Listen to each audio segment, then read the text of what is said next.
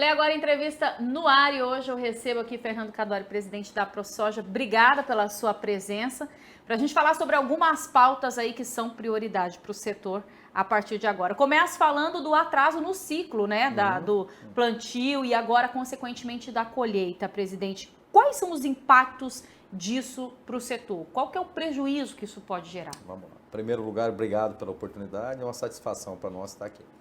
Bom, como você colocou, a gente teve um atraso no plantio, né, devido às precipitações que se atrasaram, em média 15 a 20 dias em todo o estado, isso, todas as regiões, leste, oeste, norte e sul. E, obviamente, isso impactou no atraso do plantio e agora na colheita. Então, a gente tem uma concentração, além do atraso generalizado, a concentração da colheita numa época que tem o risco de chuva na colheita, como todos os anos, porém com a concentração maior.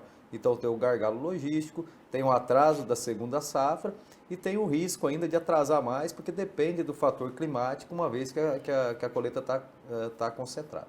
E tem essa questão da comercialização também, né? Que já é negociada. Como que está isso dentro do setor? Como é que vocês estão acompanhando isso? O produtor mato-grossense vende um pouco mais futuro, né? Então ele vendeu lá atrás por dois motivos. Uma porque a precificação perdeu a referência, então o produtor acabou vendendo ali conforme foi subindo o preço, ele foi aproveitando os momentos e vendeu num preço menor do que está hoje no mercado. A outra é que não existe a capacidade estática no nosso estado, né? O Mato Grosso não tem armazéns suficientes para guardar sua produção, o que força o produtor a fazer essa venda antecipada e, num caso como esse ano, tendo um prejuízo se for comparado com os preços que estão agora no mercado. E agora tem um impacto na safrinha também, né? Esse é um problema gigante que a gente tem, porque automaticamente, quando você atrasa o plantio, a colheita vem em atraso e a segunda safra de milho também fica impactada, uma vez que o produtor se programa com antecedência. Então, ele não vai deixar de plantar, ele vai plantar numa janela fora da janela ideal de plantio.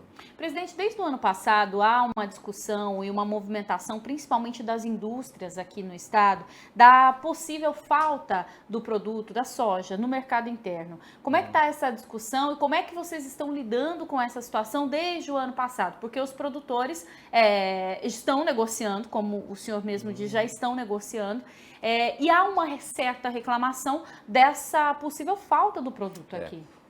A gente enxerga como uma reclamação um pouco desproporcional. Explico por quê.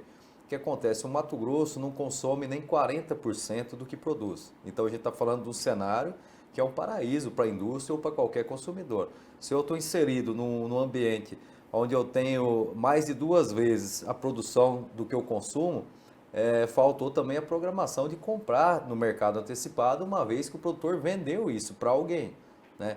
Então não tem sentido falar em falta de produto no estado que produz mais do que consome, né? Então, de repente, falta a programação de fazer essa compra antecipada, entrar no mercado, que o produtor precisa redear seus custos, ele vende antecipado.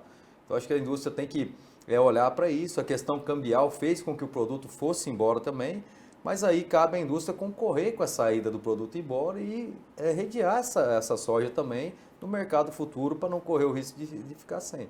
Porque, como eu disse no começo aqui, onde se produz praticamente 35 milhões de toneladas aí, e não se consome 40%, eu acredito que essa falta não é culpa do setor primário. Bom, agora vamos falar um pouquinho da proposta de zoneamento socioeconômico e ecológico, né, do estado. Existe a proposta de uma consulta pública, né, feita pela secretaria, pelo executivo.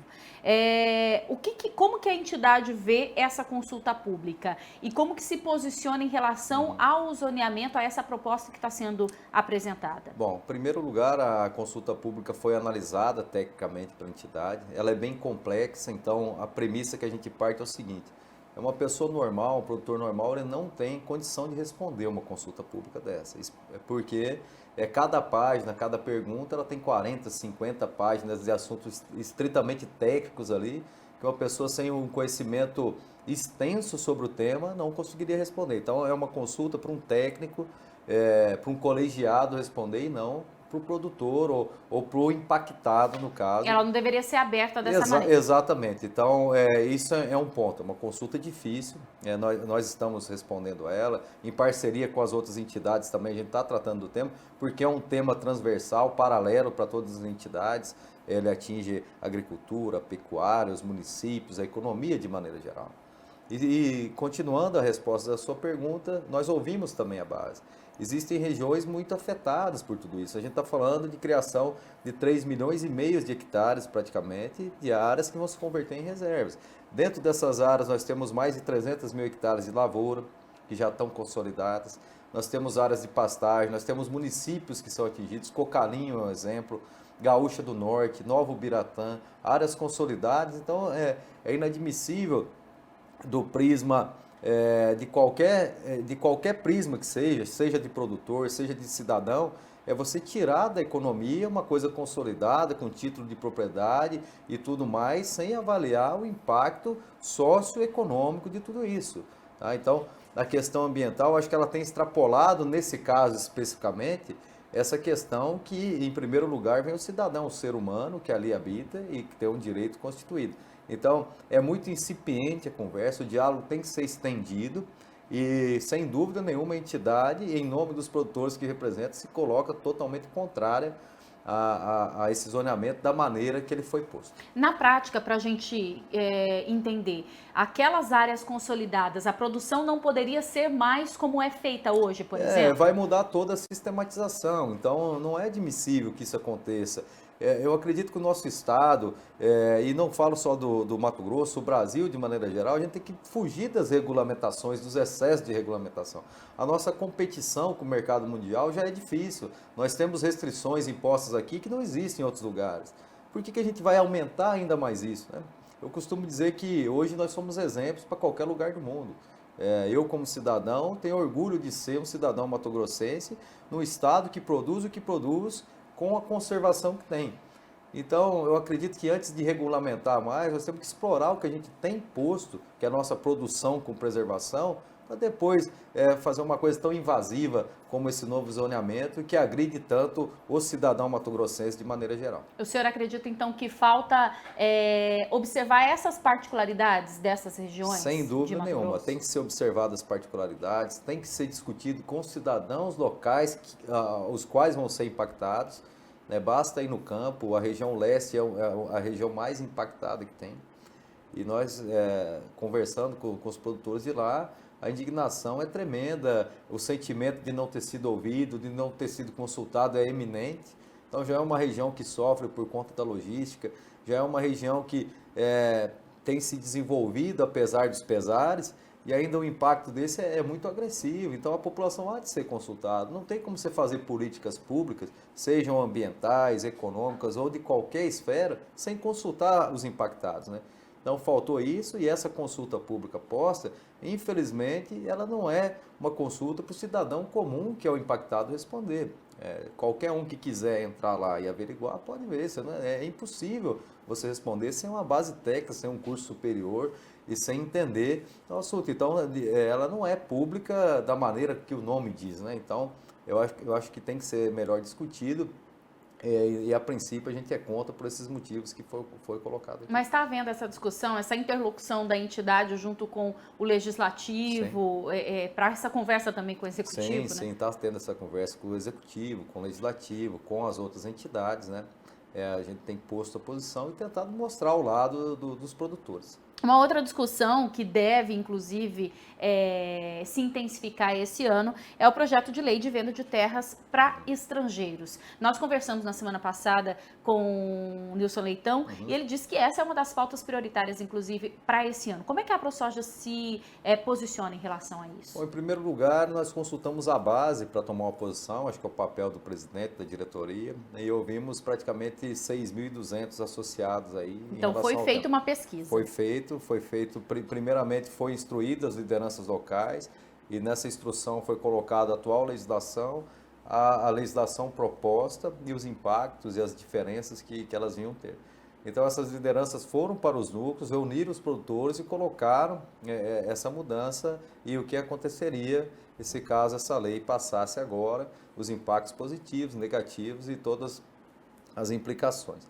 Então nosso produtor a princípio se posiciona contra, 96% dos produtores. É uma contrariedade momentânea, dado que alguns pontos precisam ser melhor discutidos.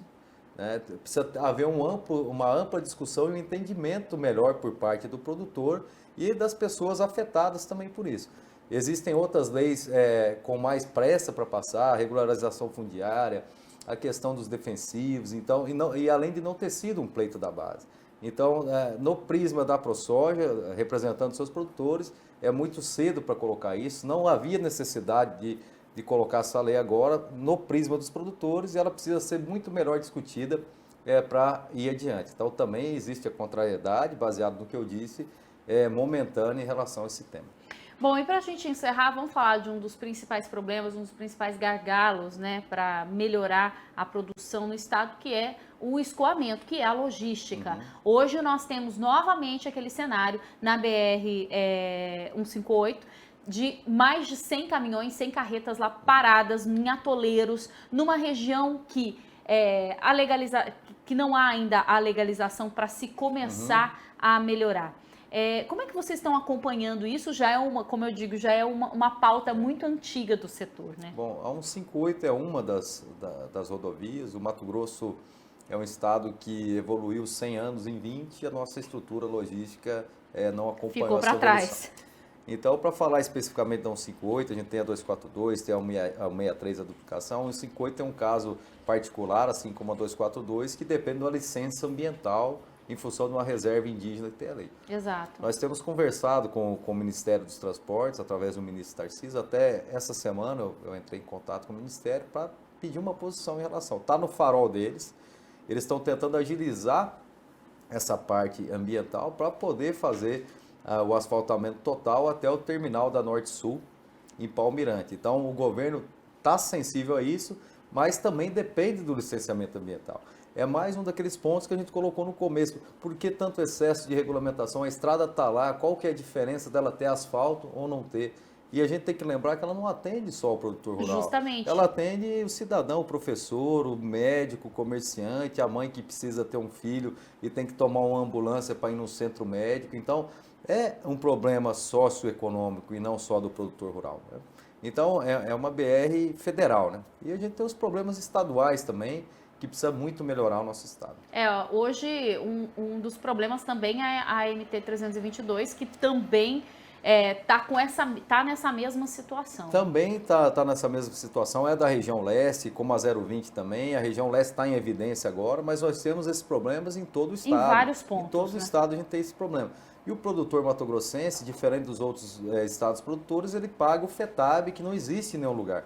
Além de a gente estar a 2.000 quilômetros dos portos, a gente tem um tributo a mais do que os nossos concorrentes, né? Então, nós precisamos que esse mais de 1 bilhão que o produtor, com muito sacrifício, paga de FETAB retorne na forma de infraestrutura, como a 322, que você citou, como a MT-130, a MT-020, que também é ali na região leste, dentre inúmeras que precisam ser asfaltadas, algumas reparadas, enfim, para que o estado continue a progredir. A gente segue aqui noticiando, a ProSoja segue acompanhando e levando também essas demandas aí para os poderes, para o executivo, para o legislativo. Nosso espaço está sempre aberto, inclusive, para essas discussões. Presidente, obrigada pela presença. Eu que agradeço. Obrigado.